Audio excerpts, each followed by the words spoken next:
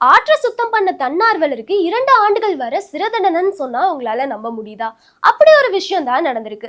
இங்கிலாந்துல வழக்கறிஞர் மற்றும் தன்னார்வலருமான பால் என்பவர் அங்க ஆண்ட்ரஸ் ரூப்னு சொல்லி ஒரு பகுதியில ஆறு இருந்திருக்கு. ரொம்ப வருடங்களாகவே அதை சுத்தம் பண்றதுக்காக நிறைய விஷயங்களை செஞ்சிருக்காரு, கம்ப்ளைண்ட் பண்ணிருக்காரு. ஆனா எந்த ஒரு ஆக்ஷனுமே எடுக்காத நிலையில மீதி இருக்க தன்னார்வலர்களோட சேர்ந்து கிட்டத்தட்ட 10 நாள் அவரே இறங்கி அந்த ஆத்தை சுத்தம் பண்ணியிருக்காரு. 200 மூட்டைகள் குப்பை வந்துட்டு அகற்றப்பட்டிருக்கு அப்படிங்கிற மாதிரி சொல்லியிருக்காங்க. அதுலயும் முக்கியமா இந்த மரக்கட்டைகள், பிளாஸ்டிக் பொருட்கள், அதை தொடர்ந்து அங்க இருந்த சேறுகள் அதெல்லாம் வந்துட்டு அகற்றிருக்கோம் அப்படிங்கிற மாதிரி சொல்லியிருக்காங்க. இது நல்ல விஷயம் அப்படின்னு சொல்லி பாராட்டும் அதே நேரத்துல என்விரான்மெண்டல் ஏஜென்சி அவருக்கு நோட்டீஸ் அனுப்பிச்சிருக்காங்க.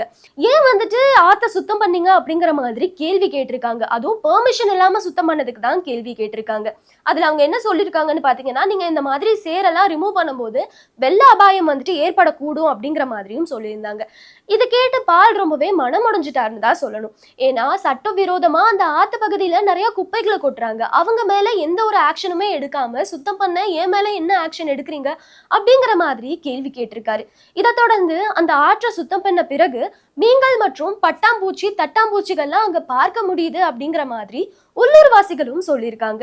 இந்த கேஸ் இன்னும் கோர்ட் வர போய் ஜட்ஜ்மெண்ட் வரல. அப்படி வந்துச்சுன்னா கிட்டத்தட்ட 2 ஆண்டுகள் வரை சிறை தண்டனை இருக்கலாம் அப்படிங்கிற மாதிரியும் சொல்லியிருக்காங்க.